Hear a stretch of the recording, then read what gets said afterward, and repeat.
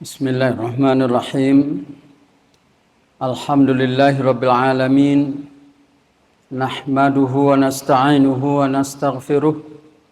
Wa na'udzu billahi min shururi anfusina wa min sayyiati a'malina.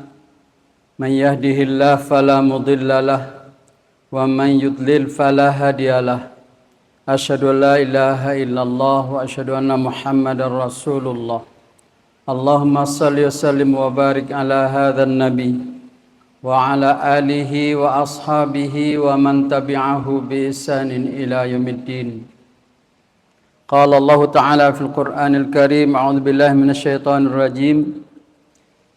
Inna lanansuru rusulana walladzina amanu fil hayatid dunya wa yauma yaqumul ashhad. Yauma la yanfa'u zalimina ma'dziratuhum walahumul la'natu walahum su'ud dar. Angku-angku, bapak-bapak, ibu-ibu, saudara dan saudari jamaah salat zuhur Masjid Raya Sumatera Barat rahimakumullah. Assalamualaikum warahmatullahi wabarakatuh. Alhamdulillah ya, kita pada hari ini berada pada tanggal 2 bulan 1 tahun 2024. Jadi menurut kalender berdasarkan sistem solar matahari syamsiyah, kali ini kita berada di tahun baru. Memang ada dua cara penghitungan kalender itu. Ada berdasarkan matahari, yaitu perjalanan bumi mengelilingi matahari, yaitu syamsiyah namanya. Ada yang berdasarkan perjalanan bulan mengelilingi bumi, yang qamariyah. Memang dalam syariat kita itu memakai kalendernya yaitu qamariyah. Karena memang beda ya. Kalau qamariyah itu perbedaan bulan dengan bulan itu tampak. Jelas ada anak bulan. Tapi kalau perbedaan bulan di bulan penanggalan syamsiyah ini kan tidak nampak. Kapan masuk bulan Januari atau bulan Februari tidak jelas. Kan di syariat kita yang dipakai berdasarkan qamariyah. Tapi dua-duanya itu adalah cara penghitungan tahun. Kita tidak disuruh merayakan tahun baru. Baik tahun baru berdasarkan syamsiyah ini atau tahun baru Masehi, termasuk juga malah tahun baru Hijriyah, 1 Muharram itu bukan hari raya. Namun bapak-bapak, ibu-ibu rahimakumullah, tentu setiap pertambahan tahun, bahkan pertambahan bulan, pertambahan hari bagi kita orang Islam itu adalah sangat berarti. Bertambah tahun, bertambah tua kita, tapi hakikatnya adalah jatah hidup kita sudah makin berkurang. Tentu ada baiknya setiap tahun baru atau bulan baru atau hari baru kita berdoa kepada Allah, semoga tahun yang ke depan atau bulan depan itu lebih baik daripada tahun yang sebelumnya. Bulan baru lebih baik daripada bulan yang sebelumnya. Terus kita berdoa kepada Allah Subhanahu wa taala agar ada peningkatan terus.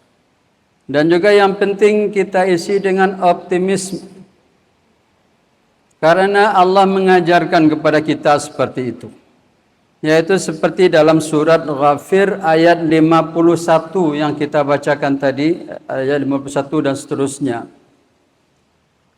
Inna lanansuru rusulana walladzina amanu fil hayatid dunya wa yauma yaqumul ashhad. Sesungguhnya kami, kata Allah, pasti akan menolong rasul-rasul kami dan orang-orang yang beriman dalam kehidupan di dunia dan kehidupan akhirat. yaitu ketika para saksi dihadapkan, kata Allah Subhanahu wa taala, yaitu pada hari la yanfa'u zalimina ma'dziratuhum, tidak ada bermanfaat ketika itu lagi orang minta maaf, orang minta ampun. Walahumul la'nah, mereka itu ya akan mendapatkan kutukan dari Allah dan su'udar, tempat tinggal yang buruk. Bapak-bapak, ibu-ibu rahimakumullah. Jadi dalam ayat ini saja Allah memberikan kepada kita sikap optimis. Allah berjanji akan menolong rasul-rasul kami, kata Allah. Para rasul sudah berlalu dan orang-orang beriman. Kalau di dalam kehidupan akhirat, barangkali tidak ada pertanyaan bagi kita. Karena memang di akhirat itu tidak ada yang bisa menolong kita kecuali Allah Subhanahu wa taala.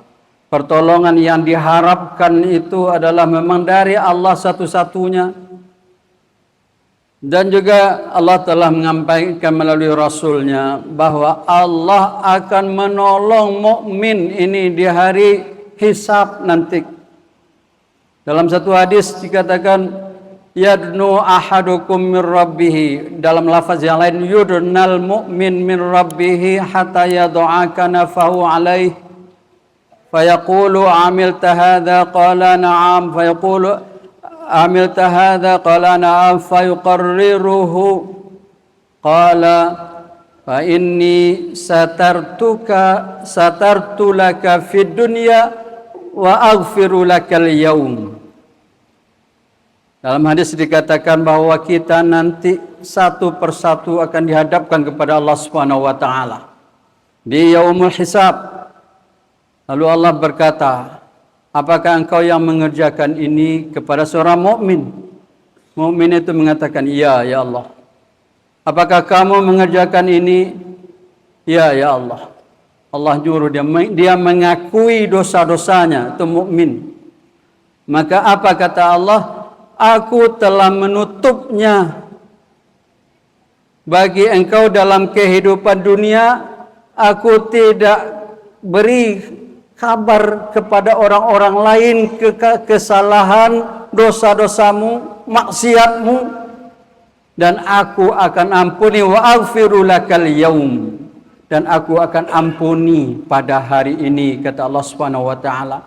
Inilah bapak-bapak, ibu-ibu, saudara-saudara yang kita harapkan, pertolongan Allah di yaumul hisab. Yang kedua, bagaimana dalam kehidupan dunia? Mungkin ada yang bertanya, apa iya Allah akan menolong? Rasul-rasul saja ada terbunuh. Orang mukmin banyak di beberapa tempat, apalagi yang minoritas itu dizalimi orang. Di Gaza sekarang dikeroyok orang. Aina nasrullah? Mana pertolongan Allah Subhanahu wa taala? Mungkin ada yang bertanya seperti itu, dan setan gara-gara masuk di sini membuat was-was, membuat ragu kita. Tapi Bapak, Ibu rahimakumullah, sebelum kita mengatakan menjawab apakah itu pasti atau tidak, kita dudukkan terlebih dahulu pertolongan itu apa? Pertolongan itu tentu adalah mana yang terbaik untuk kita dalam kehidupan dunia sekarang dan akan datang. Bukan sekarang saja, bukan yang waktu dekat saja. Kadang-kadang manusia dengan keterbatasan ilmu kita melihat yang pertolongan itu kalau rezeki dimudahkan, kalau badan sehat, karir kita menanjak, kalau kita jadi calon anggota dewan gitu nanti terpilih, itu dikatakan pertolongan. Tapi sebenarnya kan belum tentu. Belum tentu itu yang terbaik bagi kita. Kita tidak tahu apa akhirnya. Dahulu Nabi Khidir membawa Nabi Musa, mentoring, diajar oleh Nabi Khidir, Nabi Musa naik ke kapal. Lalu Nabi Khidir merusak kapal itu. Nabi Musa marah. berdasarkan pengetahuan manusia biasa. Apakah engkau akan rusak kapal ini supaya kita ini tenggelam semuanya, kata Nabi Musa. Maka di akhir cerita kan Nabi Khidir membukakan rahasianya. Apa kata Nabi Khidir? Fa amma safinatu fa kanat lil masakin ya'maluna fil bahr.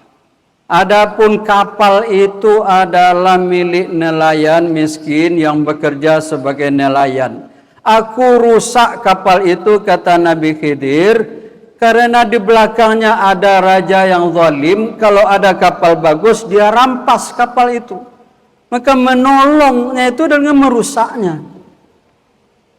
Ada pula anak yang dimatikan di waktu kecil oleh Allah Subhanahu wa taala.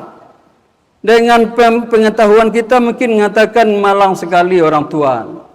Sudah melahirkan anak, kira-kira kanak-kanak meninggal, sedih. Itu juga ada dalam surat Al-Kahfi itu.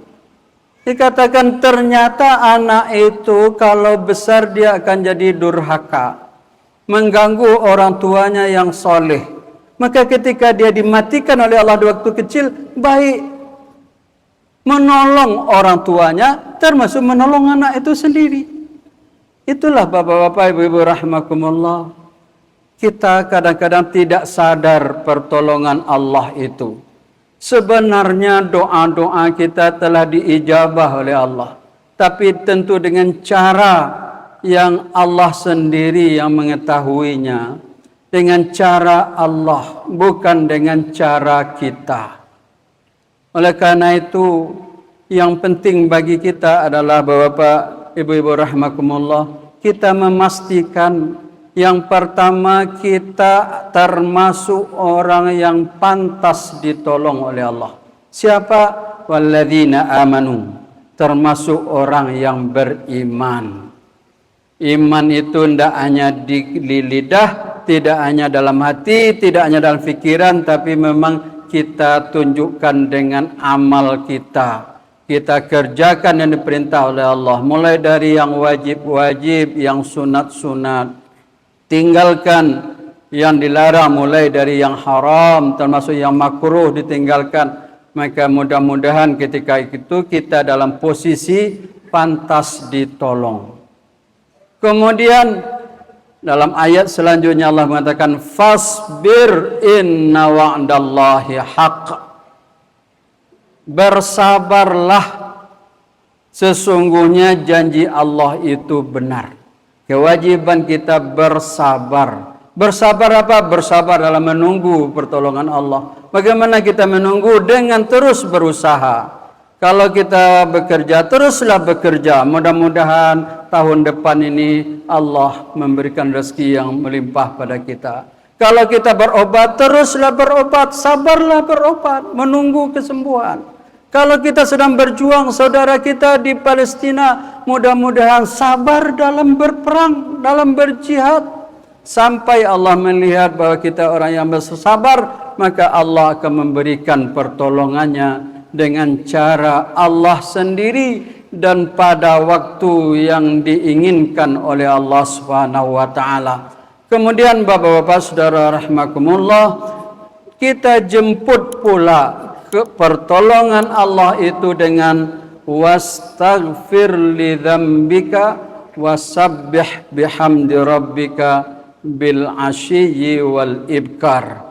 Perbanyaklah istighfar, perbanyak kita minta ampun, minta maaf kepada Allah Subhanahu wa taala setiap saat. Astaghfirullah, astagfirullahalazim. Karena dia akan menghapuskan dosa yang menghalangi pertolongan Allah. Istighfar memperbaharui iman kita, memperbaharui taubat kita.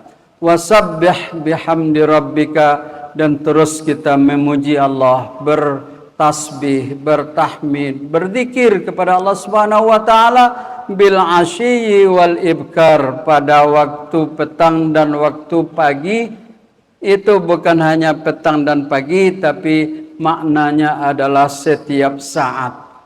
Kita istighfar, kita berzikir kepada Allah. Inilah cara kita menunggu menjemput pertolongan Allah Subhanahu wa taala. Di samping kita terus berikhtiar, kita tidak boleh menyerah, kita tidak boleh putus asa, terus kita berjuang. Ketika Allah melihat kita pantas untuk ditolong, maka pasti Allah akan menolong kita. Demikian saja, mudah-mudahan bermanfaat bagi kita bersama. Kita sambut dia tahun baru, hari baru kita ini dengan optimis. Mudah-mudahan ini lebih baik, tahun 2024 lebih baik dari tahun sebelumnya dengan pertolongan Allah Subhanahu wa taala. Qulu qouli hadza wa astaghfirullahal azim. Assalamualaikum warahmatullahi wabarakatuh.